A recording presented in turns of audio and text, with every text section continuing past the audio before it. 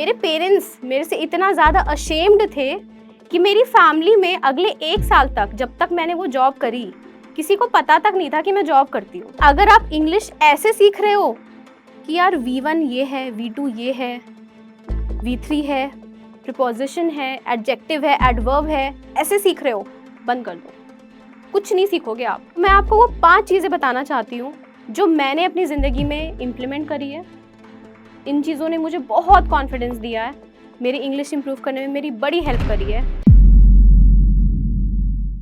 अंग्रेजी में बात करो बिना डरे बिना शर्माए। डाउनलोड जोश टॉक्स इंग्लिश स्पीकिंग ऐप। मैं आपको मज़े की बात बताती हूँ।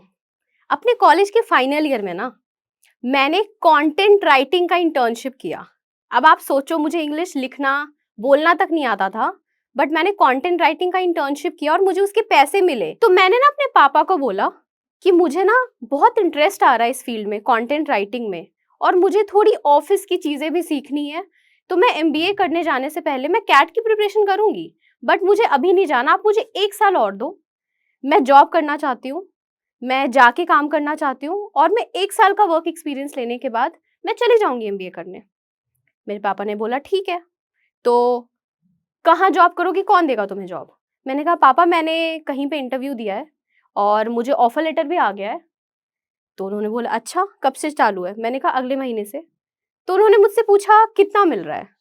तो मैंने उनको बोला 10,000 रुपये महीने के। आपको पता है मेरे पापा ने क्या बोला? मेरे पापा ने मुझे बोला इतने पैसे तो हम अपने स्टाफ को दे देते हैं। मुझे नहीं पता, मुझे अभी भी वो चीज़ क्यों याद है, बट मुझे बहुत ज़्यादा याद है।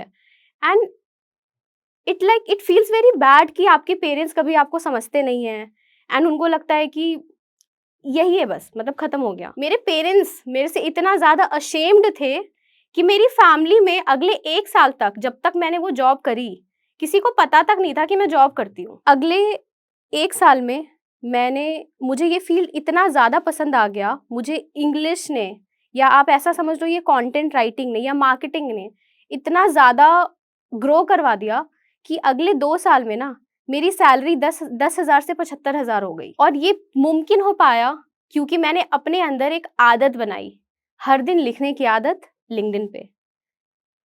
अब इसने मुझे कितना बिज़नेस दिया, मैंने किनके साथ काम किया, ये शायद आपके लिए इतना हेल्पफुल ना हो, बट यहाँ पे मैं आपको जो बता रही हूँ ना, ये आपके लिए बहुत हेल्पफुल हो सकता है।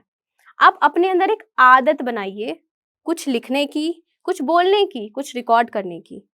अगर आपको लगता है कि यार इंस्टाग्राम पे तो सब लोग रील्स ही बना रहे हैं, मेरे पास तो इतना टाइम भी नहीं है और इतना इच्छा नहीं है कि मैं हर दिन शूट करूँ, मैं रिकॉर्ड करूँ और मैं डालूँ, तो आप लिंक्डइन पे जाइए। लिंक्डइन एक ऐसा प्लेटफ़ॉर्म है जहाँ पर आप इंग्लिश में कुछ लिख सकते हैं, और उससे भी ज़्यादा ज़रूरी बात, आप जब सामने वालों की पोस्ट पढ़ोगे ना कि वो कैसे लिखते हैं और उसको एनालाइज़ करोगे, उस पे थोड़ा टाइम स्पेंड करोगे, तो आप भी काफ़ी चीज़ें सीख जाओगे। ये भी आप 6 महीने करके देखो और आपको समझ में आएगा कि इससे आप काफ़ी इम्प्रूव कर पा रहे हो इंग्लिश समझने में, बोलने में, लिखने में, और अपनी पूरी कॉन्फिडेंस में। क्योंकि लिंक्डइन की जो ऑडियंस है, वो बोलती भी बहुत अच्छे से है, काफ़ी एजुकेटेड है, सारे लोग लिंक्डइन पे नहीं हैं। तो आप बस उन्हीं क्राउड का कंटेंट पढ़ोगे जिनमें कुछ वैल्यू है, और बहुत सारा मोटिवेशन है। अगर आपको कुछ करना है और आपको अपने ऊपर भरोसा है, तो आप उठिए, एक्शन लीजिए। ज़रूरी नहीं है कि आपके पेरेंट्स, आपके पार्टनर, आपकी फैमिली आपको सपोर्ट करे। ज़रूरी ये है कि आप अपने आप को सपोर्ट करो। उठो, एक्शन लो, चीज़ें करो और दिखा दो कि हाँ, मैंने जो सोचा है वो मुमकिन है। अगर आप ये सोचोगे ना कि यार मेरी फैमिली मुझे सपोर्ट नहीं करती है, तो आप कुछ नहीं कर पाओगे। ना लाइफ में, ना करियर में, ना कॉन्फिडेंस में, और ना ही अंग्रेजी के लिए कुछ कर पाओगे। अगर आप अभी इस वीडियो को देख रहे हो, तो मैं आपको वो 5 चीज़ें बताना चाहती हूँ, जो मैंने अपनी ज़िंदगी में इम्प्लीमेंट करी है। इन चीज़ों ने मुझे बहुत कॉन्फिडेंस दिया है, मेरी इंग्लिश इंप्रूव करने में मेरी बड़ी हेल्प करी है, और इसी के दम पे मेरी कंपनी आज महीने का 5 लाख कर रही है और बस 6 महीने पुरानी है। इन 5 टिप्स में वो पहली चीज़, आप 5 ऐसे यूट्यूब चैनल को खोजिए जो इंग्लिश में हो। आपके इंटरेस्ट पे डिपेंड है। आपको स्पोर्ट्स पसंद है, आप स्पोर्ट्स का खोजो। आपको डांसिंग पसंद है, डांसिंग का खोजो। अगर आपको जानवरों में इंटरेस्ट है, तो एनिमल रिलेटेड चैनल खोजो, बट वो इंग्लिश में होना चाहिए। ये इसका कंडीशन है। आप उसको हर दिन कंज्यूम करो, और जब आप उसको कंज्यूम करोगे ना वो कंटेंट, तो उसके वो जो सबटाइटल्स होते हैं वो ऑन रखना। जब आप देखोगे ना वो सबटाइटल्स पढ़ना और अपने दिमाग में उसका मतलब समझने की कोशिश करना। ये थी मेरी पहली टिप। दूसरा, आपको अगर नेटफ्लिक्स पसंद है, आपको अगर कुछ भी और ओटीटी प्लेटफॉर्म पे एंटरटेनमेंट लेना पसंद है, एंटरटेनिंग कंटेंट कंज्यूम करना पसंद है, तो आप वो देखो। बट उसकी एक कंडीशन ये है कि आप उसके सबटाइटल्स ऑन रखोगे और वो ऑडियो भी इंग्लिश में होनी चाहिए।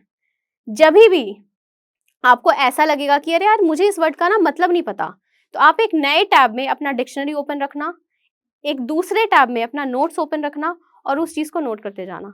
आई नो थोड़ा टाइम लगेगा और शायद आपको उतना उतना ज्यादा एंटरटेनिंग भी ना लगे, बट ये काफी हेल्पफुल होगा।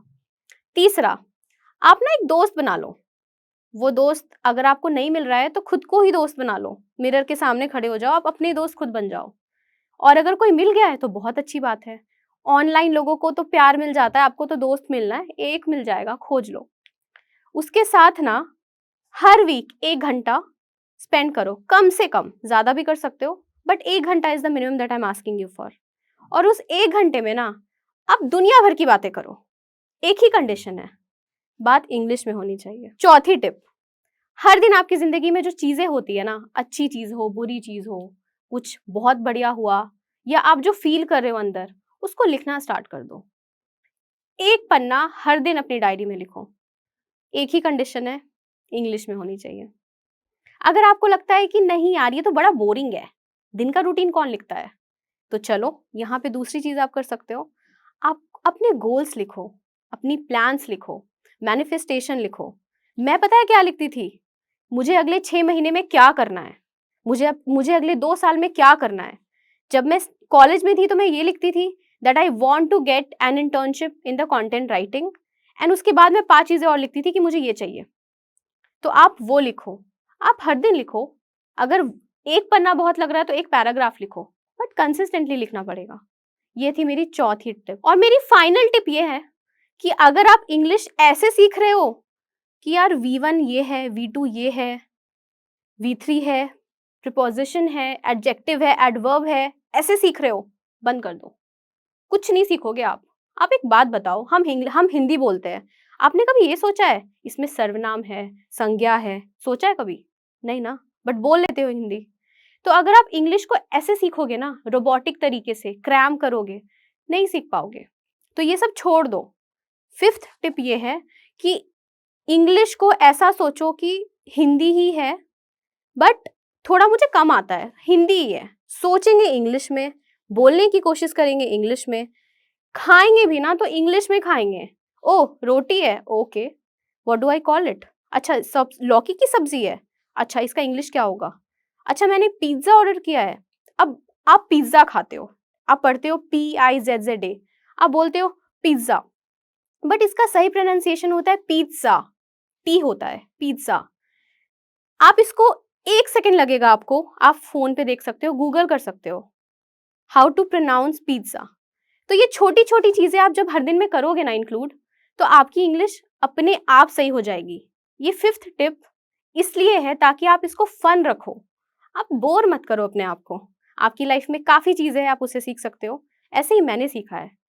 कहीं कभी अगर मैं होटल में जाती थी, मुझे अगर कोई चीज नहीं पता होती थी तो मैं सर्च करती थी इसे क्या बोलते हैं, और मुझे पता चलता था अच्छा इसको इंग्लिश में ये बोलते हैं। तो हर दिन में आपको जो छोटी छोटी चीजें है ना, आप बस उसको समझने लगो कि यार इसको इंग्लिश में क्या बोलेंगे, और आपको पता नहीं चलेगा, बट 1 साल में या कुछ महीनों में आपकी पूरी पर्सनालिटी चेंज हो जाएगी।